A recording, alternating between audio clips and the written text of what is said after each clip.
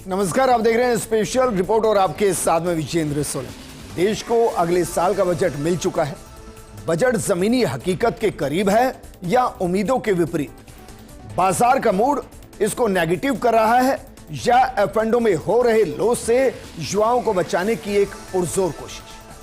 यह बजट का वास्तविक स्वरूप है जो इसको मजबूत कर रहा है, या बजट का फ्री की घोषणाओं से दूर होना, 5 राज्यों में चुनाव होने के बावजूद सियासी रंग से दूर होने से इसकी स्वीकार्यता और ज्यादा बढ़ गई। सवाल यह भी कि मेडिकल सेक्टर में बजट का ज्यादा नहीं बढ़ रहा है, 2026 के लक्ष्य से दूर रहना। वहीं रक्षा बजट में 1 लाख करोड़ की बढ़ोतरी करना क्या इशारा कर रहा है? टैक्स स्लैब में कोई बदलाव ना होना, साथ में कर्ज को कम करना और वित्तीय घाटे को कंट्रोल करने के साथ महंगाई को रोकना, क्या इस बजट की ताकत को दर्शाता है? सवाल यह भी कि किस सेक्टर को क्या बजट मिला, और बजट का मतलब सौगातों का पिटारा होता है या फिर आय और खर्च के बीच के संतुलन का एक मजबूत खाका? यह समझने की जरूरत है, क्योंकि कर्ज लेकर देश को फ्री सौगात देने से अच्छा है कर्ज को कम कर बची हुई राशि को देश के विकास में लगाना। यह बजट इसी तरफ इशारा करता है।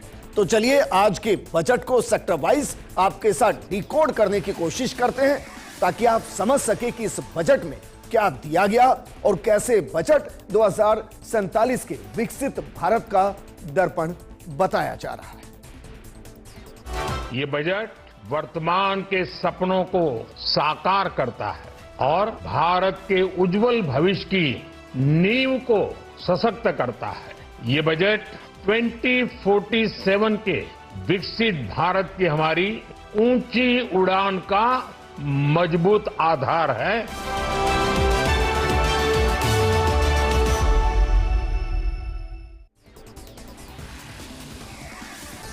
तो भारत का मजबूत आधार, तो चलिए सबसे पहले आधार ये समझते हैं कि 2025 के बजट और 2026 के बजट के बीच का जो मुनाफे का आधार है, जो बजट का साइज बढ़ाया गया है, उसका आधार क्या है, जरा इसी के साथ प्रोग्राम को शुरू करते हैं। देखिए, जो 2026-27 का इस बार का अनुमानित जो बजट है वो है 53.5 लाख करोड़ रुपए का, जबकि बीते साल का बजट क्या है? बीते साल का बजट है 49.6 लाख करोड़ रुपए के आसपास। बीते साल से 5.5% ये ज्यादा बजट है। लेकिन अब सवाल यह है, क्या देश की इनकम में 6 लाख करोड़ के आसपास का इजाफा हुआ है? क्या बीते 1 साल के अंदर सरकार की आय बढ़ोतरी हुई है? युवा शक्ति और आर्थिक स्थिरता पर केंद्रित बजट में सरकार ने विकास की रफ्तार बनाए रखने के लिए बुनियादी ढांचे और मैन्युफैक्चरिंग पर सरकारी खजाना क्या वाकई में खोला है? जरा उस आंकड़े को समझिए जिसका जिक्र हम करें, क्योंकि 53.5 लाख करोड़ का बजट पेश करने के बाद भी, दुनिया के 5वें सबसे बड़े बजट को पेश करने के बावजूद भी यह कितने लाख करोड़ के घाटे का बजट है, सबसे पहले जरा इसको समझिए। क्योंकि जो बजट पेश किया गया है वो बजट पेश किया गया 53.47 लाख करोड़, लगभग 53.5 लाख करोड़ के आसपास का यह बजट आज पेश किया गया है। जबकि जो अनुमानित आय हम नहीं, जो सरकार मान रही है, जो अनुमानित आय मान रही है, वो वित्त वर्ष 2026-27 में 35.33 लाख करोड़ की अनुमानित आय मानी जा रही है। इसका मतलब क्या हुआ? जो राजकोषीय घाटा होगा, जिसको हम बड़ा क्वेश्चन मार्क दिखा रहे हैं, यह दरअसल है 16.95 लाख करोड़ के घाटे का बजट पेश किया जा रहा है। और जो घाटा होगा वो क्या सरकार के कर्जे को बढ़ाएगा? जरा इस आंकड़े पर भी गौर फरमाइए। 2025-26 में जो सरकार का कर्ज था वो 15.5 लाख करोड़ रुपए का कर्ज है, जो केंद्र सरकार पर है। अब जो बजट 53.47 लाख करोड़ का पेश किया गया है और जिसमें वित्तीय घाटा 16.95 लाख करोड़ का दिखाया गया है, उसमें माना जा रहा है कि जो अनुमानित घाटा होगा उसमें 1 लाख करोड़ की वृद्धि होगी, और इस तरीके से इसको आप 16.5 लाख करोड़ के आसपास का मान लीजिए। तो क्या कर्जा बढ़ने के साथ हम जो कह रहे हैं कि सरकार कर्जा कम करना चाहती है ताकि ब्याज में ज्यादा पैसा ना जाए और वो पैसा बच के देश के विकास में काम आए, तो फिर ये जो बढ़ रहा है बजट और जो कर्जा बढ़ रहा है, इसका मतलब क्या है? इसको समझने से पहले जरा समझिए जो आप सुनना चाहते हैं। कि हर सेक्टर को क्या मिला है, क्योंकि आज हम बजट को डिकोड कर रहे हैं आपकी भाषा में, आपके लिए। सबसे पहले बात करते हैं इंफ्रास्ट्रक्चर को। क्या वाकई में इंफ्रास्ट्रक्चर जिस पर मोदी सरकार का 2014 से ही फोकस है, क्या उसमें एक बूस्टर डोज के तौर पर ऐसा है जो शायद आपको बताया नहीं गया है? तो जरा इसको समझिए। इस बार कुल 12.2 लाख करोड़ का कैपिटल एक्सपेंडिचर तय किया गया, 12.2 लाख करोड़ का। आप अंदाजा लगाइए, यह पूरे बजट का लगभग 25% के आसपास है जो कैपिटल एक्सपेंडिचर के तौर पर तय किया गया, यानी पिछले साल से करीब 1 लाख करोड़ ज्यादा। कैपिटल एक्सपेंडिचर यानी ऐसे खर्च जिससे लॉन्ग टर्म रेवेन्यू जनरेट होता है, मतलब हाईवे को बनाना, मतलब इंफ्रास्ट्रक्चर में रेलवे इंफ्रास्ट्रक्चर को क्रिएट करना, मतलब मकानों को बनाना, मतलब इंडस्ट्रीज को क्रिएट करना। कुल मिलाकर ऐसी जगह इन्वेस्ट करना जहां लॉन्ग टर्म रेवेन्यू क्रिएट होता है और सरकार की आय को मजबूत करता है, उसे हम कैपिटल एक्सपेंडिचर कहते हैं। और उसमें 1 लाख करोड़ की बढ़ोतरी इस बार की गई है। इसका इस्तेमाल सड़क, ओवरब्रिज, स्कूल, अस्पताल बनाने जैसे खर्च में होता है। माल ढोने के लिए देश में 20 नए वाटरवेज बनेंगे। पश्चिम बंगाल के दानकुनी को सूरत से जोड़ने के लिए नया मालवाहक कॉरिडोर बनाया जाएगा और इससे सरकार को भविष्य में आमदनी होगी। तो ये जो खर्च है वो दरअसल खर्च नहीं है, वो भविष्य के रेवेन्यू का एक बड़ा सोर्स है। और इसीलिए जिसे हम कैपिटल एक्सपेंडिचर कह रहे हैं, उसमें एक बड़ी घोषणा की गई। बड़ी घोषणा थी 7 हाई स्पीड रेल कॉरिडोर बनाने का। आपको लग रहा है आपके लिए कुछ नहीं है, ये सब आपके लिए है, क्योंकि आपकी आमदनी से ही देश की आमदनी तय होती है और देश की आमदनी से ही आपकी सुविधाएं तय होती है। तो जरा देखिए किस तरीके से जो घोषणाएं की गई वो सीधे आपको प्रभावित करती है, आपको फायदा पहुंचाती है। Mumbai Pune high speed rail corridor बनेगा, Pune Hyderabad high speed rail corridor बनेगा, हैदराबाद बेंगलुरु, हैदराबाद चेन्नई, चेन्नई बेंगलुरु, दिल्ली वाराणसी और वाराणसी सिलीगुड़ी। ये 7 हाई स्पीड रेलवे कॉरिडोर बनेंगे, जिससे सरकार को फायदा होगा, क्योंकि इन कॉरिडोर के जरिए फाइनेंशियल सेक्टर, आईटी सेक्टर और मैन्युफैक्चरिंग क्लस्टर को जोड़ा जाएगा। इसके अलावा जरा यह भी समझ लीजिए, इन कॉरिडोर से जो 8 शहर जुड़ रहे हैं उनकी खासियत क्या है, क्योंकि सिर्फ ये 8 शहर नहीं है, करोड़ों लोग हैं जो सीधे इससे कनेक्ट होंगे। सरकार ने हाई स्पीड रेल कॉरिडोर के जरिए जिन 8 शहरों को जोड़ा है उनकी अपनी खासियत है।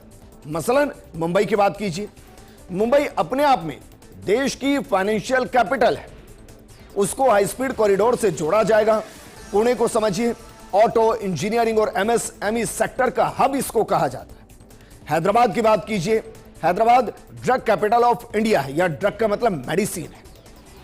बेंगलुरु देखिए, बेंगलुरु भारत का सिलिकॉन वैली है। Chennai automobile capital of India है। दिल्ली पूरे देश का रुख तय करती है, राष्ट्रीय राजधानी है। वाराणसी देश की धार्मिक राजधानी है और सिलीगुड़ी नॉर्थ ईस्ट का लॉजिस्टिक गेटवे है। यानी कि आप सोचिए किस किस को जोड़ा गया है।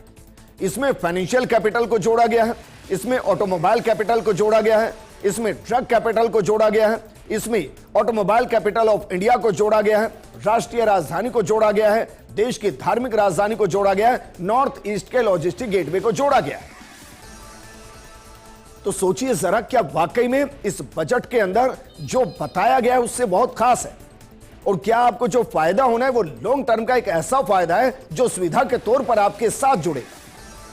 चलिए सेक्टर वाइज समझ लेते हैं। मेडिकल और हेल्थ सेक्टर पर क्या रहा इस बार? सरकार ने कैंसर की 17 दवाओं पर कस्टम ड्यूटी पूरे तरीके से हटा दी है। हीमोफीलिया जैसी 7 दुर्लभ बीमारियों में इस्तेमाल होने वाली दवाइयां भी सस्ती कर दी गई हैं।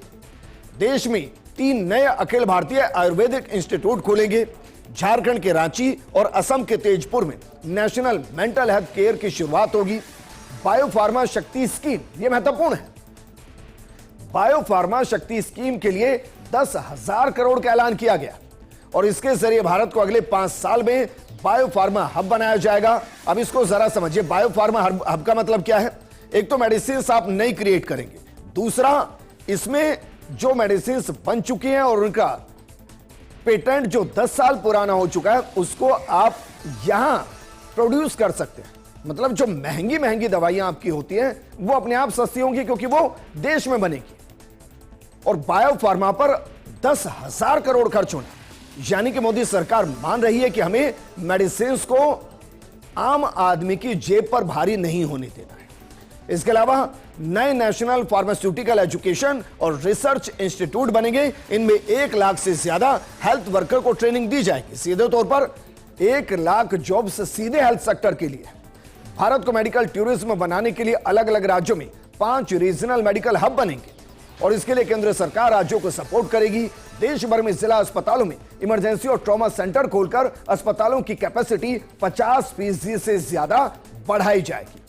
कोरोना काल में देश के अंदर मोदी सरकार के दौर में मेडिकल सेक्टर में एक बड़ा इजाफा हुआ और वह इजाफा इस तरीके से हुआ कि हर जिले के अंदर मेडिकल कॉलेज खोले गए।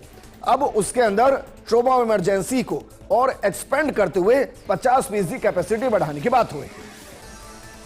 यह बात हुई मेडिकल सेक्टर की। अब बात करते हैं एग्रीकल्चर और किसान से जुड़े प्रावधान। यह कहा गया था कि शायद सम्मान निधि में बढ़ोतरी हो जाएगी, वो नहीं हुआ। लेकिन इनडायरेक्ट बेनिफिट क्या है? इनडायरेक्ट बेनिफिट है कि बजट में किसान और खेती को आधुनिक बनाने के लिए multi language AI tool Bharat विस्तार लॉन्च करने की घोषणा की गई। यह टूल किसानों को उनकी अपनी भाषा में खेती के तरीकों, मौसम की जानकारी और फसल के स्टॉक का अपडेट देंगे। अगले 1 साल में 6 करोड़ किसानों और उनकी जमीन की जानकारी डिजिटल रजिस्ट्री में शामिल की जाएगी। नारियल उत्पादन बढ़ाने, चंदन की वैज्ञानिक खेती, पहाड़ी क्षेत्रों में बादाम, अखरोट, काजू और कोको की खेती के लिए स्पेशल इंसेंटिव दिया जाएगा। अगले 2 साल में 1 करोड़ किसानों को प्राकृतिक खेती अपनाने के लिए ट्रेनिंग दी जाएगी और इसके लिए देश भर में 10,000 सेंटर खुलेंगे। फसलों की बर्बादी रोकने के लिए भंडारण क्षमता विकसित की जाएगी। मछली पालन और मार्केटिंग के लिए 500 जलाशयों और अमृत सरोवरों का निर्माण होगा। डेयरी और पशुपालन में स्टार्टअप्स को बढ़ावा देने के लिए क्रेडिट लिंक्ड सब्सिडी योजना शुरू की जाएगी। प्रधानमंत्री किसान सम्मान निधि योजना के तहत मिलने वाली राशि को 6,000 रुपए सालाना बरकरार रखा गया और इससे 11.8 लाख करोड़ किसानों को लाभ मिल रहा है। यह लाभ एक तरफ है, AI टूल के जरिए किसानों को हर अपडेट मिलेगी ताकि वो अपनी फसल को बचा सके, मौसम से बचा सके, जमीन की उर्वरक क्षमता जो कम हो रही है उसको पहचान सके, कितना स्टॉक है, उसकी जरूरत है या नहीं खेती जो वो कर रही है, ये सब जानकारी उनके पास होगी। अब बात करते हैं उनकी जो नौकरी पेशा वाले हैं, क्या उनके लिए इस बजट में कुछ है? जरा ये भी समझिए। बजट 2026 में इनकम टैक्स स्लैब और रेट्स में कोई बदलाव नहीं किया गया और जो ये सोच रहे थे कि इसमें बदलाव किया जाएगा वो अपने आप में एक नाइंसाफी थी, क्योंकि बीते साल एक न्यू टैक्स रेजिम को इंट्रोड्यूस किया गया और इतनी जल्दी उसको अपडेट नहीं किया जाता। पिछली बार 2025 में 12 लाख तक की आय टैक्स फ्री की गई थी। नए टैक्स रेजिम के तहत स्टैंडर्ड डिडक्शन 75,000 बरकरार है। कर्मचारी भविष्य निधि के लिए अनिवार्य वेतन सीमा को 15,000 रुपए से बढ़ाकर 25,000 रुपए किया गया है। Education to employment and enterprises committee बनाई जाएगी। यह कमेटी AI समेत उभरती तकनीकों के रोजगार पर पड़ने वाले असर का आकलन कर सरकार को सिफारिशें देगी। छोटे उद्यमियों की मदद के लिए 10,000 करोड़ का फंड बनाया जाएगा, क्योंकि मोदी सरकार का पूरा फोकस यूनिकॉर्न्स क्रिएट करने में है, स्टार्टअप्स क्रिएट करने में है, हर हाथ को रोजगार देने में है। वो रोजगार जो 2 हाथों को और रोजगार दे, और इसी दिशा में मोदी सरकार आगे बढ़ रही है। लेकिन जिस बजट की सबसे ज्यादा जरूरत है वो बजट है वर्तमान परिदृश्य में रक्षा बजट। तो जरा देखिए, रक्षा बजट में 15% की बढ़ोतरी क्या भारत के डिफेंस सेक्टर को और मजबूत करते हुए भारत को वैश्विक परिदृश्य में डिफेंस इक्विपमेंट के एक बड़े निर्यातक के तौर पर स्थापित कर रही है, क्योंकि देश का रक्षा बजट 7.85 लाख करोड़ रुपए हो गया है। पिछले साल रक्षा बजट 6.81 लाख करोड़ रुपए था, यानी कुल रक्षा बजट में 15.2% की भारी भरकम बढ़ोतरी हुई है। अब सेनाओं के आधुनिकीकरण पर 22% ज्यादा खर्च होगा। यह बजट 2026-27 की सबसे खास बात रही। हथियारों की खरीद आधुनिकीकरण पर 2.19 लाख करोड़ रुपए खर्च किए जाएंगे, जो कि बीते साल से काफी ज्यादा है, क्योंकि बीते साल इसी मद में 1.80 लाख करोड़ का प्रावधान किया गया था। विमान और एयरो इंजन डेवलपमेंट के लिए 64,000 करोड़ रुपए, नौसेना बेड़े के लिए 25,000 करोड़ रुपए दिए गए। सेना में पेंशन के लिए 1.71 लाख करोड़ रुपए अलग रखे गए हैं और 15% बजट में इजाफा यह बता रहा है कि भारत न सिर्फ रिसर्च एंड डेवलपमेंट पर फोकस कर रहा है, निर्यात को बढ़ाने के लिए वेपन इंडस्ट्री को यहां प्रमोट कर रहा है इसके अलावा अपनी सेना को अपग्रेड करने पर फोकस कर रहा है। कुछ सेक्टर ऐसे हैं जो शायद भविष्य के सेक्टर हैं और उस पर मोदी सरकार ने इस बजट में फोकस किया है, जैसे गेमिंग स्टार्टअप्स, कॉर्पोरेट मित्र युवाओं के लिए एक मौका है। Indian institute of creative technology Mumbai की मदद से 15,000 सेकेंडरी स्कूलों और 500 कॉलेजों में कंटेंट क्रिएटर लैब्स खुलेंगी। एनिमेशन, विजुअल इफेक्ट, गेमिंग और कॉमिक, जिसे हम ABGC कहते हैं, उस सेक्टर के लिए 2030 तक 20 लाख युवाओं को तैयार किया जाएगा। 5 नए टाउनशिप विकसित किए जाएंगे जहां पढ़ाई के साथ कंपनियों में काम का मौका देकर युवाओं को कॉर्पोरेट मित्र बनाया जाएगा। गेमिंग स्टार्टअप को लोन देने के लिए 10,000 करोड़ का फंड बनाया जाएगा। 10 लाख से ज्यादा प्रोफेशनल को हायर किया जाएगा।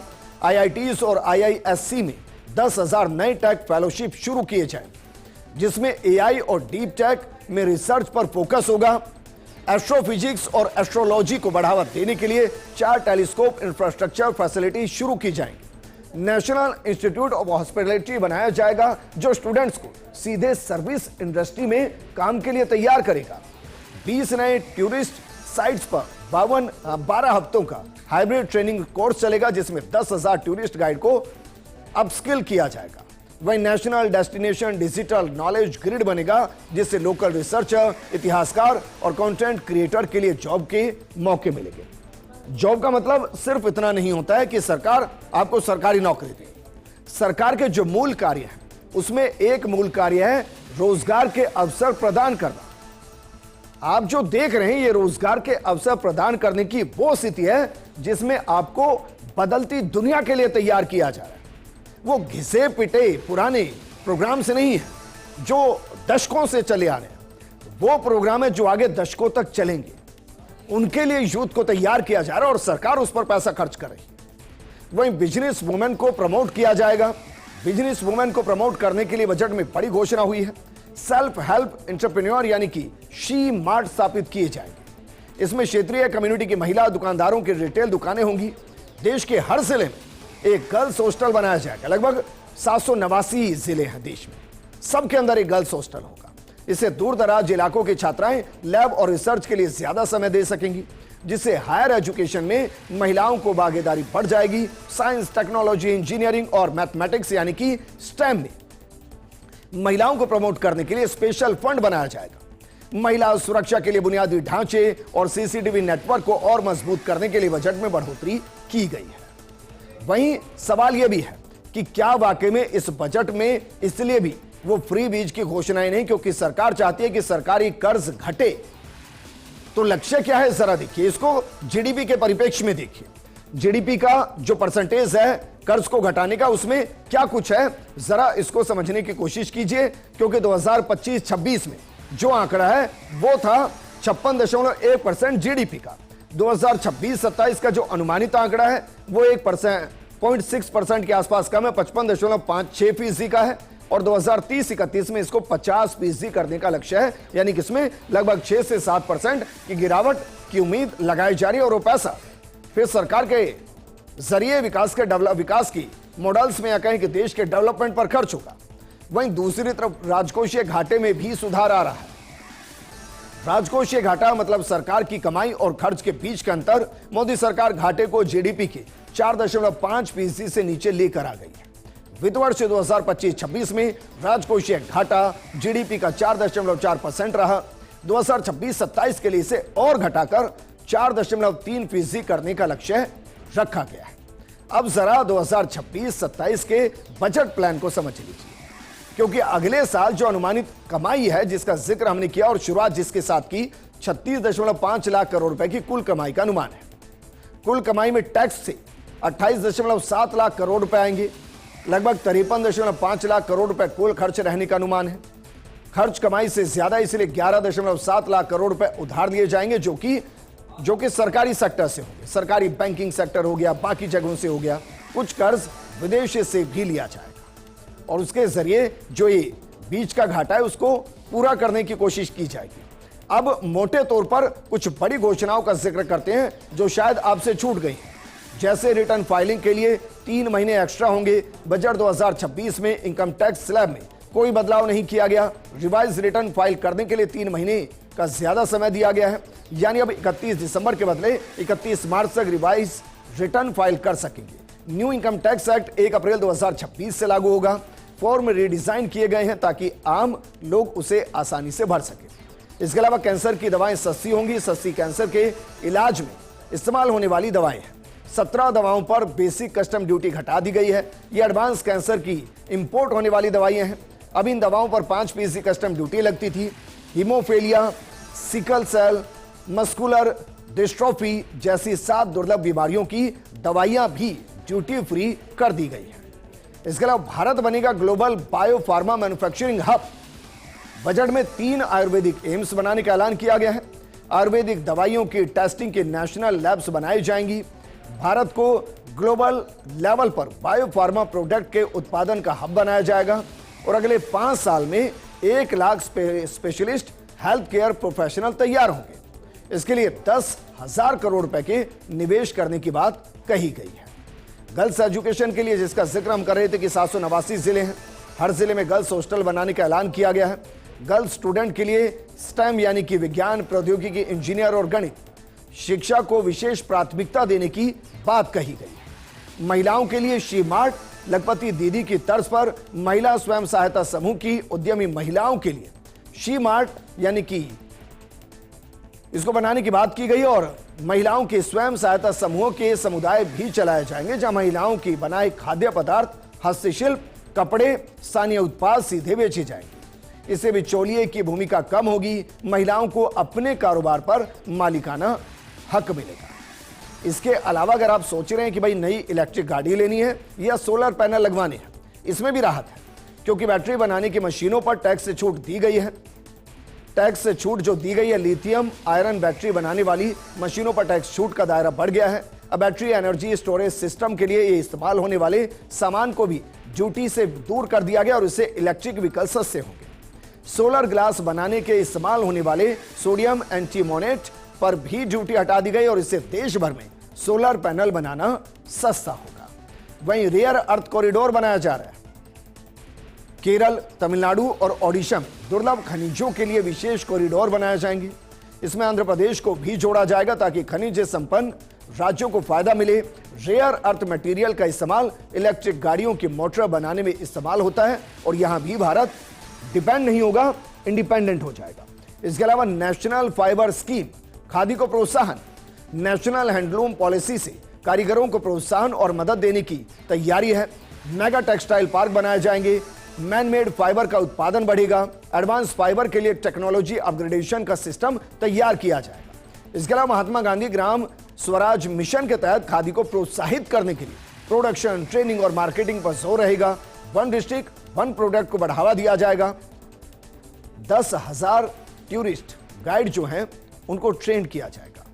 20 प्रसिद्ध पर्यटन स्थलों पर 10,000 गाइड्स को ट्रेनिंग दी जाएगी और इसके लिए पायलट प्रोजेक्ट शुरू होगा।